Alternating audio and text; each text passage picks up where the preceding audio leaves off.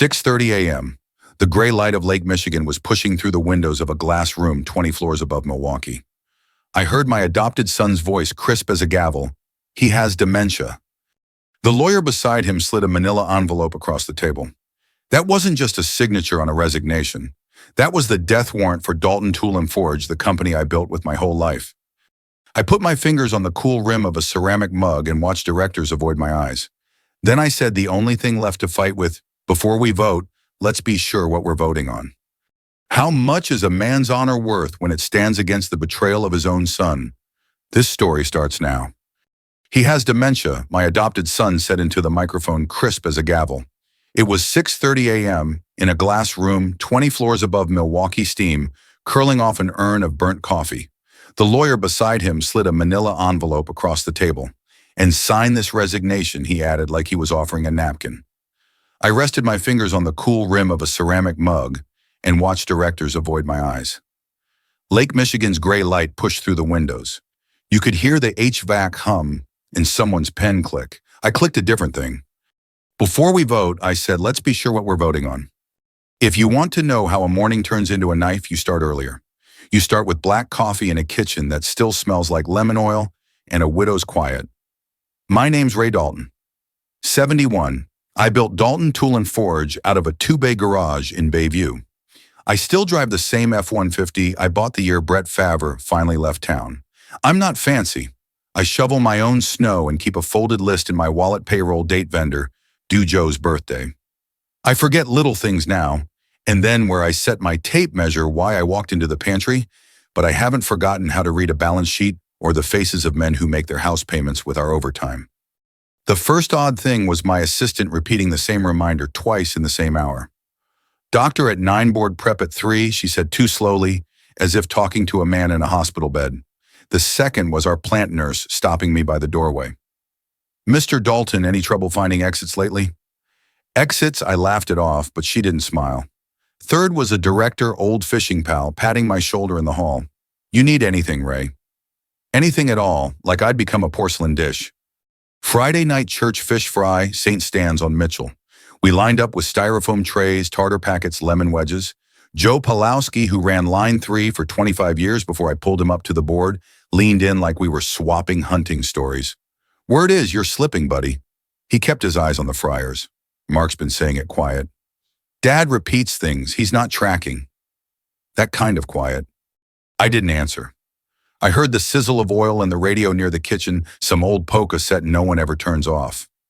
I thought about the first time I saw Mark, 12 years old, County Foster shoelaces, 2 different lengths jacket, too thin for February. He was all elbows and stubborn pride. Smart, quick, hungry for a name. We gave him one. Papers signed at the courthouse downtown. Diane, God rest her, said, "We're not saving him, Raymond. We're joining him." I believed it. The next week felt like walking into a room and finding your own coat on a stranger. People smiled too hard. Doors paused a half-second longer before opening. In the lobby, I watched Mark speak to 2 directors by the sunburst clock. He used the soft hands, the ones that say, "I'm the reasonable one here." They nodded like parishioners. Later, outside the elevator, he gave me that careful son voice. "Dad, you seem tired. Maybe I'm fine," I said. "Sure," he said, and smiled like a flight attendant. Saturday, I took the truck down to the plant. The heat from the presses stroked my face like a dog's breath. Grease in the air, sharp and honest. A machinist named Alma lifted her visor and grinned. "Morning, Mr. Dalton. How about them bucks?" I watched her measure twice, cut once. A rhythm you can trust. Outside, the lake wind bit my ears. Snow flurries danced like someone shook a bag of sugar over the yard. That afternoon, I found the first Post-it on my office monitor signed vendor checks. I don't do Post-its. I carry a carpenter pencil and write on yellow legal pads. The second note, different handwriting, was stuck to my chair. Call Dr. Patel to confirm capacity evaluation. Capacity. The word sat there like a nail in a tire.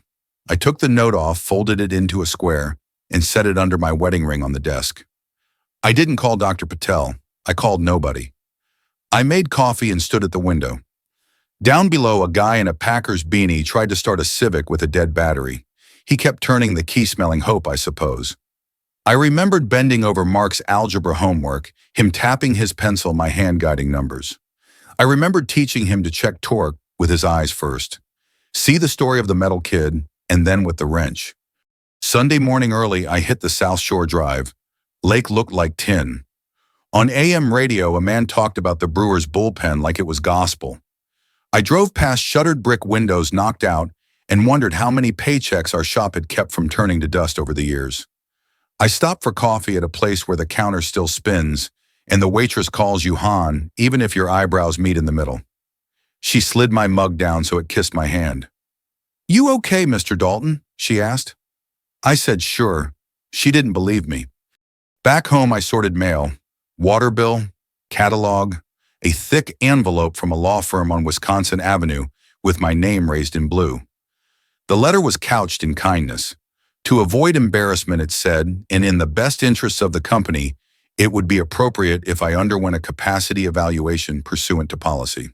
Policy, like weather. Unavoidable, neutral, nobody's fault. I put the letter on the kitchen table and laid my palm over it. The oak felt warm from the afternoon sun. The house made its little noises, furnace click, fridge cough, wood settling like an old man's back. I took a breath. I wasn't angry, not the kind where you punch a wall and scare your dog. It was a quieter thing. It was the sound of bolts seating. My phone buzzed. Text from Mark: dinner tonight, Kendra's pot roast. Let's talk next steps. He added a thumbs up like he was confirming a lawn service. I stared at the words until they stopped wobbling. I looked at Diane's picture on the hutch blue dress, the one from our 40th eyes that saw through me and forgave me anyway.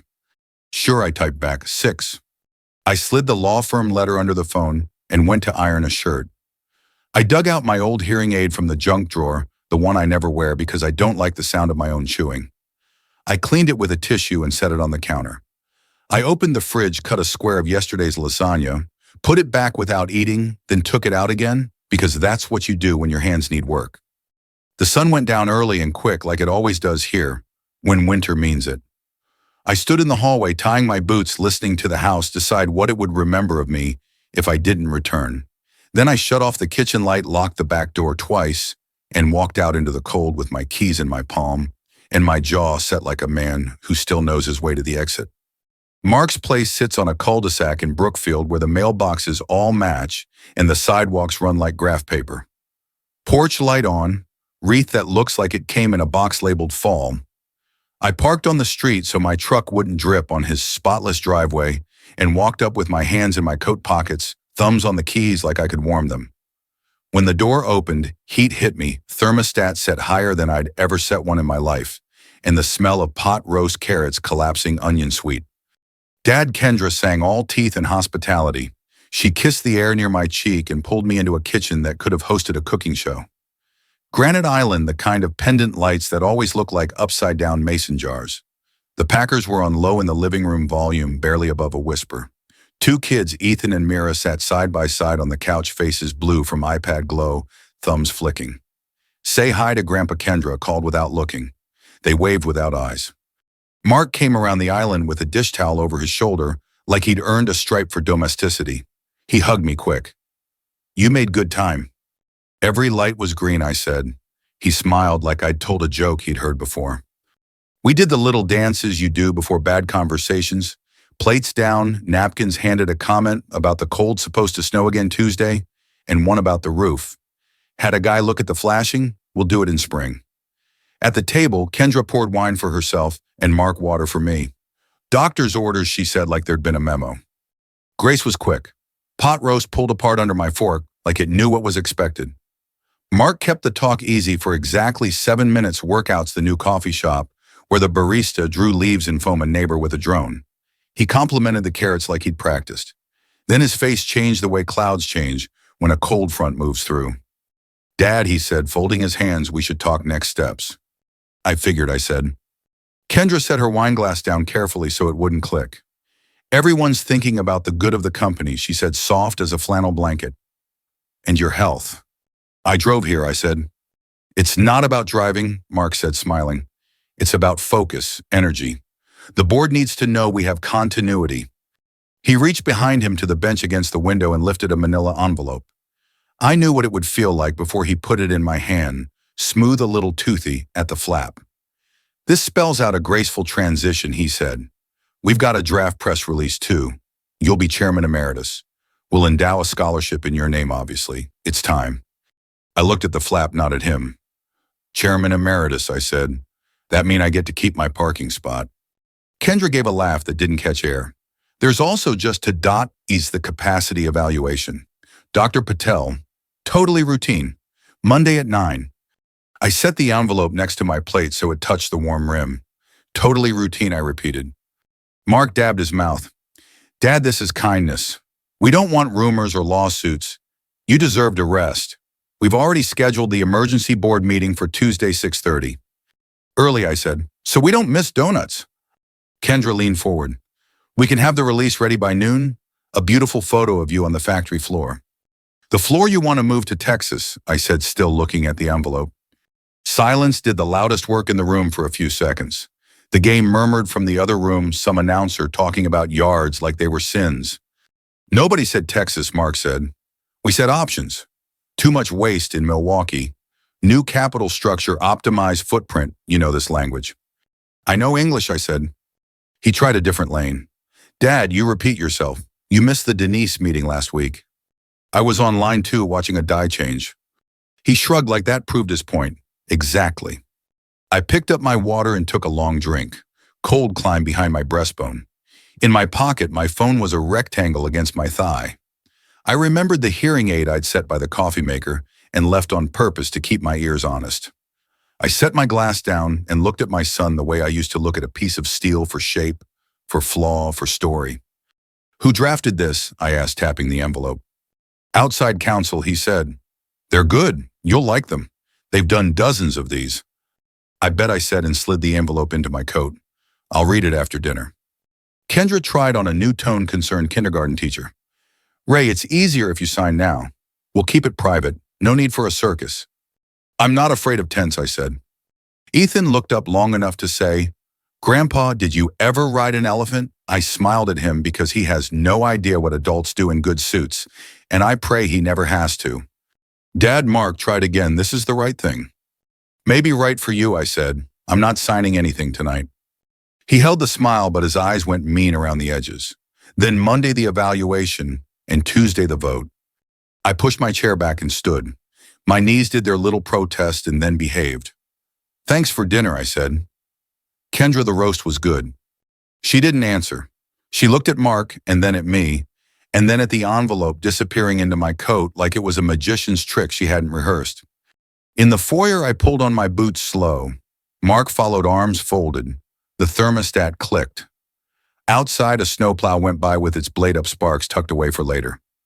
You're making this harder than it needs to be, he said. Everything worth doing is hard, I said. We're trying to protect you, he said, from yourself. I opened the door. Cold took a step inside. Do me one favor, I said. Don't practice my signature anymore. It makes you look cheap. He blinked. Something twitched around his mouth. See you Tuesday, he said. Bright and early, I said, and stepped into the night. My breath showed me a map I could read with my own eyes. Driving home, the radio gave me scores I didn't care about. Streetlights smeared on the windshield like someone had dragged a thumb through paint. I parked where I always park, under the maple that still thinks it's young. In the kitchen, I set the envelope on the oak table and laid my palm over it, the way a man lays a hand on a horse to tell it he's not afraid. The house sighed. I took a pen and a yellow legal pad from the drawer. On the top line, I wrote dossier in block letters that didn't shake. Then I made coffee I wouldn't finish and listened to the furnace carry on like a dependable friend. I opened the envelope and read the first line twice, then the third paragraph 4 times. I looked up at Diane's picture and told her what I should have said at dinner. Not yet. Morning came like a plow, loud, necessary, pushing everything in front of it. I put the manila envelope in a drawer, slid the legal pad into my coat, and drove east until Lake Michigan showed on my left like steel. The diner on Farwell opens at 5. Denise Tran was already in a booth with a laptop and a stack of sticky notes. Morning, Mr. Dalton, she said. She's 40 sharp, 2 kids in Catholic school, and a spine that doesn't bend. Call me Ray, I said, sliding in. Brenda poured coffee and left us to it. Denise pushed a folder across. I brought clean copies. I didn't email. It says someone set alerts on your account. Mark, I asked. She lifted a shoulder and flipped a page. Here's what I can see without subpoenas. 3 consulting invoices to a Shell LLC in Naperville KMA Solutions. Registered agent matches a cousin on Kendra's side. Language says innovation assessment. No deliverables attached. Amounts. 85,090, then 120. All inside 6 months. She turned another page. Draft term sheet from a Chicago private equity outfit, Hallowell Partners. Sat in Mark's shared drive 20 minutes before he moved it. I printed before it vanished. She tapped the line that mattered a carve-out of our patent portfolio into a new entity post-transition. Brenda slid eggs and hash browns like she was arming the troops. Outside, a salt truck scraped past, laying a white seam down the block. Paper never lies, I said. Denise nodded. 2 hotel nights at the Blackstone. Steakhouse filed under recruiting, and a calendar entry titled Capacity Legal PR with outside counsel and Dr. Patel. I can read between the lines, I said. Does the phone system still show the banner that calls may be monitored or recorded? Every time, she said. You want bridge recordings from the last 2 board preps? Please, only the ones with the banner. We do this clean. She typed fast. I'll ask it to export with timestamps and a certification. I reached into my pocket and felt the old hearing aid. I'd brought it this time. I'm going to dictate notes to myself, I said, to keep the story straight. They keep saying you repeat yourself, she said. I repeat what matters, I said. When the bill came, we left separate. At the office, I asked facilities to test the projector in the boardroom and route HDMI to a switch by my seat. I smiled and told them I hate surprises. Then I drove to Ruth Ellison's office on Water Street. Ruth is the kind of lawyer people call brusque. I call her fast. You brought paper, she said, seeing the cash box I carried like a tackle box. I brought truth, I said, and opened it. Clean copies. Tabs like a church lady's Bible. She read twice through every section, then started asking questions you could put wrench flats on. 2 roads, she said finally. Handle it inside and pray pride sits down. Or go public special committee independent counsel regulators noticed. No half measures. What would you do if you were old and tired but still in charge of payroll? Call a special committee today and lock down records, she said. If they're clean, they're clean. If not, you were the adult in the room. There's an appointment Monday at 9. Dr. Patel, evaluation. Go, she said. Take a witness. The instant you leave record your recollection, time, place, questions asked. Also, bylaws board can remove officers for cause. Director removal usually goes to shareholders unless your charter says otherwise. Officers for sure, I said. I'll pull the book. Do, and tell it to Mirror Finance. If someone starts deleting, we'll see footprints in the snow. I left Ruth's with the odd peace that comes when the road grows guardrails. At the plant, I took the stairs because my knees needed a reason. Denise met me in the hallway with a printout and a look. You're not going to love this, she said. Mark just added a meeting emergency board capacity transition. Tuesday, 6:30 a.m. Notices went out at 2:14 p.m. You're marked optional? Optional, I said, tasting the word like a bad grape. There's more, she lowered her voice, though only the vending machines were listening. HR got a call from Kendra's cousin asking about severance if we are Structure Milwaukee before Q3. He used the word offshore. Somewhere a forklift beeped its neat, humble warning. Through the glass, I saw Joe Pulowski coaching a kid on torque. The kid laughed and tried again. You could build a nation on that. Okay, I said, let them have their meeting, but we choose the stage lights. At home, I copied everything to a drive with my name etched into the metal. I slid the folder into the safe and set the hearing aid on the counter. Ray Dalton notes I said to the little thing. Sunday, 5:15 p.m., met with Denise. Shell LLC's KMA. Hallowell Partners term sheet. Capacity appointment, Monday 9. Emergency board, Tuesday 6:30. We will be early. I shut off the kitchen light and stood a minute in the doorway, listening to the house breathe, the furnace click, the old wood settle, the refrigerator cough. The wind rose out of the lake and pressed its hand against my windows. Somewhere in town, salt trucks left bright trails for people up before dawn. Monday would bring the doctor. Tuesday would bring the room with glass on 3 sides and a table long enough to split a family. I didn't hate my son. I hated what he'd rather be than my son. And paper, I reminded myself, does not lie. Monday at 9, I sat in a waiting room that smelled like hand sanitizer and lemon floor cleaner, staring at a rack of brochures with titles that made you feel old even if you weren't. Dr. Patel's receptionist asked if I wanted tea. I said water. My witness, Ruth's paralegal Marta, mid-30s with a legal pad and a poker face, sat 2 chairs over writing the date and time across the top of her page like a school teacher. The wall clock clicked with that patient hospital rhythm that makes you confess to things you didn't do.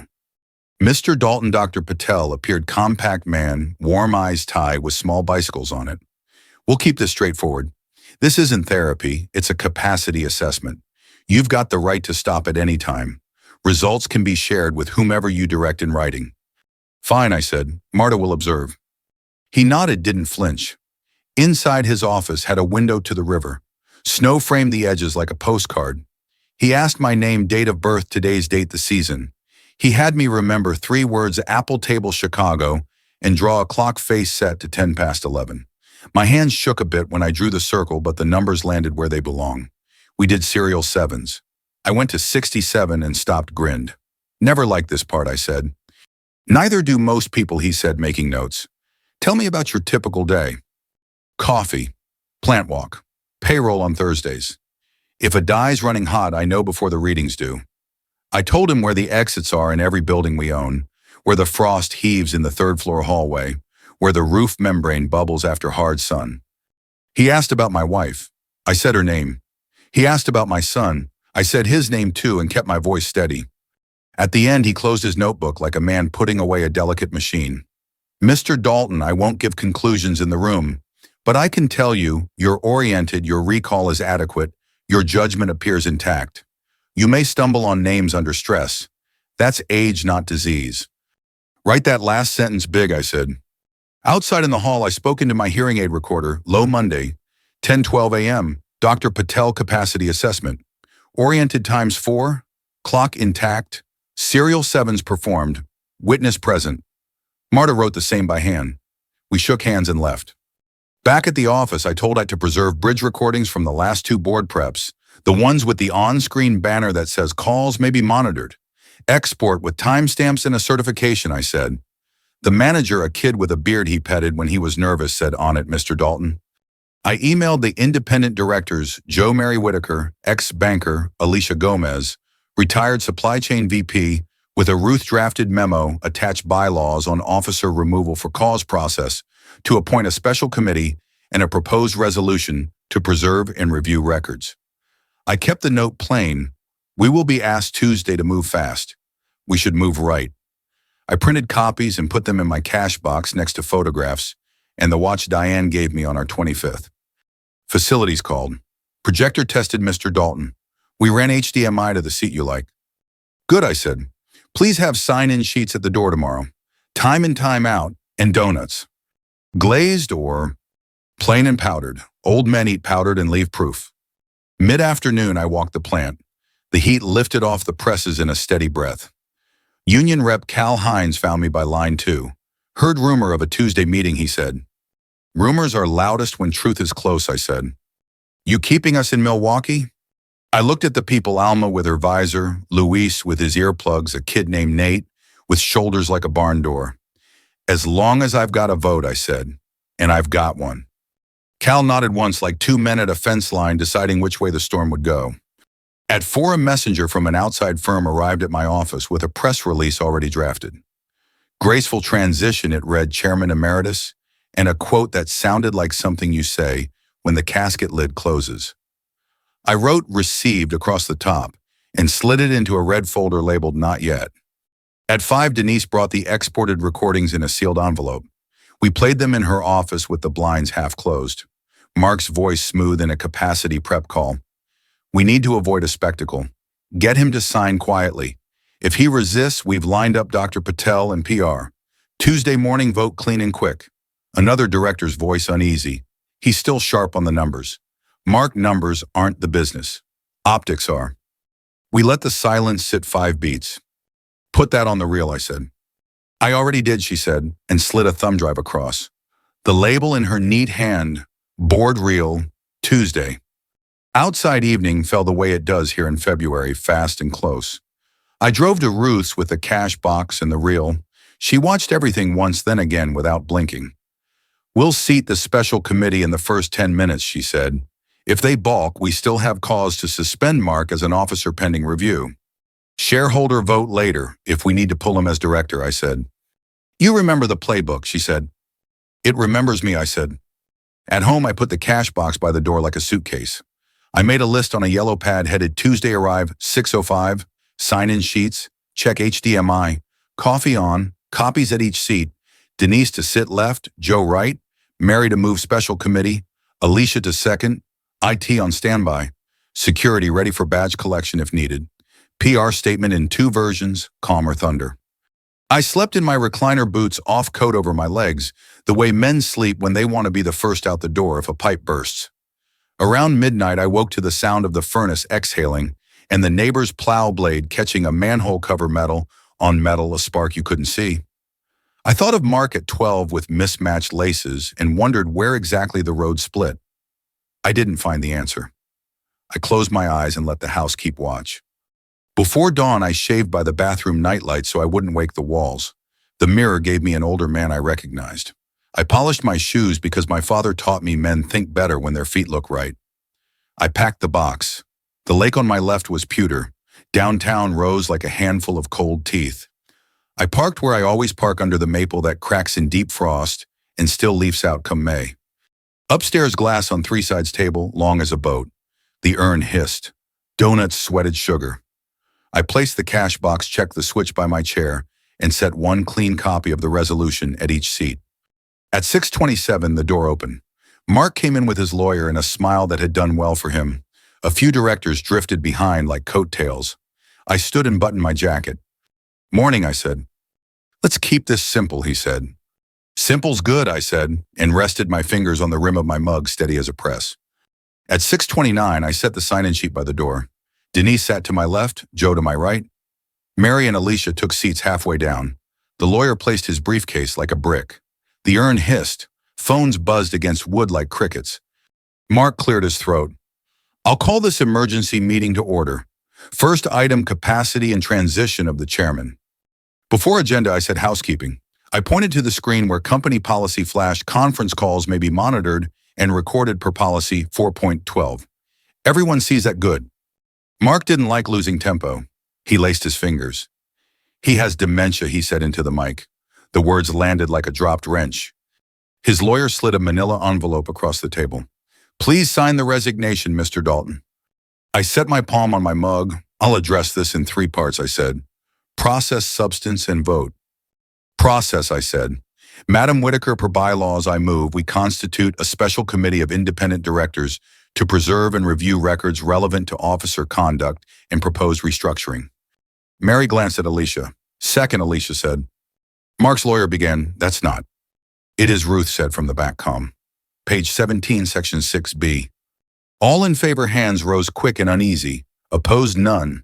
The motion carries. "Substance," I said, and touched the switch under the table. The projector woke with a sigh. Clip 1, a Chicago hotel bar. Mark's voice smooth. "Once the old man's out, we shutter Milwaukee in phases. Tooling south by Q3. We sell the patents into the new entity. A Hallowell Partners man. You'll have the votes, Mark. We'll have a medical letter. Clean and quick." Someone swore under breath. A chair skated. Clip 2. Banner along the bottom: calls may be monitored. Mark in the capacity prep call. "If he balks, we push Patel and PR. Tuesday, 6:30. Get him to sign quietly." Another director, uneasy Ray, still knows the numbers. "Mark, numbers aren't the business. Optics are." Joe's jaw made a small knuckle. Clip 3. Security footage in the copy room. Mark tracing my signature on a manila folder, hesitating, trying again. Clip 4, Denise said, stepping in. Wire logs and invoices, KMA Solutions at Kendra's cousin's address. 3 payments in 6 months.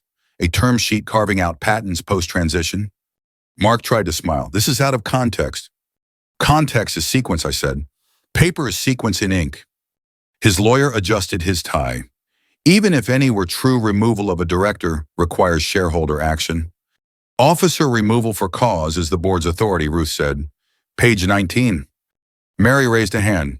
Move to suspend Mark Dalton from all officer roles effective immediately pending special committee review. Second, Alicia said. Discussion, I asked. A man who'd never dirtied a boot said, this is extreme. Joe turned. Extreme is telling 500 families to box their lives so a hedge fund can flip a patent. Call the question, Mary said. All in favor hands went up. Opposed two. The motion carries, I said. Mark leaned in. You can't do this to me. I didn't, I said. You did it to yourself. He tried anger. I built the growth here. You built slides, I said. The floor built the growth. Vote him out, Mark said, grasping.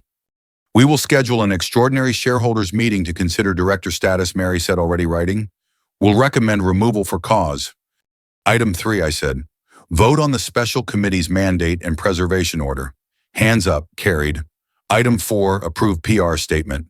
I slid 2 drafts, calm and thunder. We'll use calm. On the screen, I put the last still capacity assessment, Monday, 9 or 0 a.m. completed. Witness present. No conclusions, just time appointment, a photo of the waiting room clock. We're not guessing, I said. We're working. Mark stood. The room did not. Security, Mary said quietly. Our head of security, an old Marine, stepped in. Mr. Dalton, your badge, please. Mark's laugh came out high. You'll regret this. I regret plenty, I said. Raising you isn't one of them. He set the badge down. His lawyer gathered the briefcase. They left trailing cologne and winter air. The door closed with that soft corporate click that sounds like a decision. Voices rose. Questions blame future talk climbing over itself until it was nearly a shout. If you need the headline, call it screaming. I let it swell and settle. We've got work, I said. Let's do it.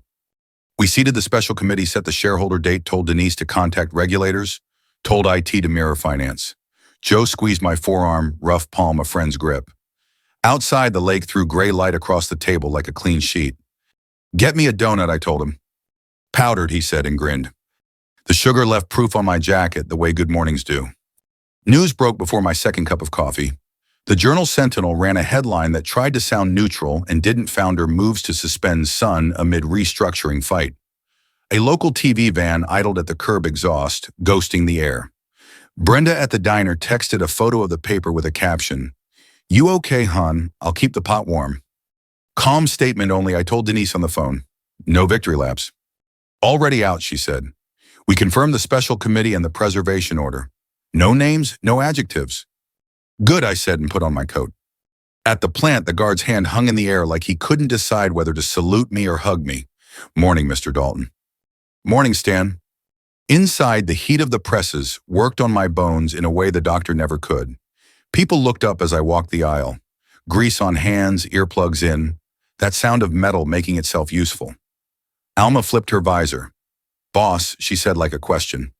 Still here, I said. Cal Hines' hard hat tilted back. Met me by line 2. We heard enough to fill a lunch pail, he said. You keeping the crew in Milwaukee? As long as I've got a vote, I said, and I've got one.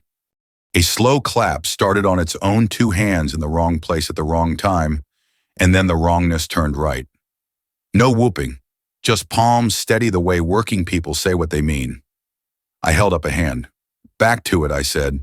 We're building, not breaking. Upstairs, I stood outside Mark's office while security boxed his things. The nameplate came off with a little squeal. The room smelled like cologne and new leather. Photos on shelves, a staged shot in a hard hat. At a groundbreaking, he barely attended the kids at a pumpkin patch. Kendra in sunglasses, big as shields. I picked up a picture of Mark at 12. This one mine, not his, taken the week we signed adoption papers. Mismatched shoelaces, half-smile eyes trying to read my weather. I set it in the bottom of my cash box next to Diane's watch. PR wants to know if you'll do a scrum in the lobby, Denise said from the doorway. I'll give them 30 seconds, I said. Downstairs, microphones bloomed like weeds. I read the calm statement twice, then looked up and spoke plain. We formed a special committee of independent directors. We've preserved records. We're committed to Milwaukee and to our people. I have work to do. Questions flew. Did your son, are you ill? Will you resign, and died on the marble when I didn't feed them? Back in my office, the phone lit like a pinball machine. Old friends vendors, a man from a morning show, who wanted the kind of tears you have to rehearse. Joe Pulowski came in without knocking and set a brown bag on my desk. Ham on rye. Brenda said you forget to eat when you're mad. I'm not mad, I said, I'm busy. Good, he said. Anger wears out the elbows. We went over the shareholder timeline. Mary and Alicia drafted the notice. Ruth's assistant called with a list of document holds that would make a priest blush. It mirrored finance and put a lock on the servers. Every time an email popped, Denise wrote something on a legal pad and tore off the sheet like she was plucking feathers. Close to noon, Dr. Patel called. Mr. Dalton, I don't typically discuss results by phone, he said, but given the noise, I want you to hear this. You meet capacity for business decisions. I'll send my report directly to you and at your instruction to counsel. Thank you, doctor, I said. My hand shook a little after I hung up, not because I was surprised, but because a stamp still matters in this world. A text from an unknown number arrived. You're a cruel man. K. I guessed Kendra. I typed, we're raising a company, not a costume. I didn't hit send. I deleted the words and put the phone face down. In the afternoon, vendors called to ask if we were stable, the way you ask if a bridge holds. We are, I said to each, and then I proved it by wiring 2 payments early. You keep men in boots by paying the bootmaker on time. By 3, the Journal Sentinel wanted a photo in the shop. I said no. They ran one from a year ago, me next to a press hands, black with something that won't wash out in one go. The headline online changed to Dalton, we're building, not breaking. Brenda texted a string of clapping hands she must have learned from her grandkids. At 4, I went to St. Stan's. The church smelled like Murphy oil soap and old coats. I lit a candle for Diane and another for a boy named Mark, who once rode in the back of my truck to the hardware store and picked out a hammer like it was a crown. I didn't ask God to fix him. I asked for the strength to not turn into the kind of man who wants to win more than he wants to be right. In the vestibule, a woman I didn't recognize touched my sleeve. My husband worked 12 years on line 4, she said. He died in 2009. You sent flowers and a note. I kept the card in my Bible, thank you. I nodded because if I spoke, I'd lose more than my voice. Outside, the wind off the lake found the space between scarf and collar, like it always does. I walked with my hands in my pockets and my jaw set. Across the street, a kid skidding along the sidewalk caught himself and laughed like he'd discovered gravity. Back at the office, the special committee met in the small conference room with the cheap coffee machine. No glass walls, no view. Perfect. Mary read the mandate. Alicia took notes. Denise briefed them on the invoices and the hotel nights. Ruth reminded them to say less than they knew. We do the work, she said. We don't perform the work. An email from Kendra finally came, no punctuation, just speed, we will sue you for defamation and elder abuse.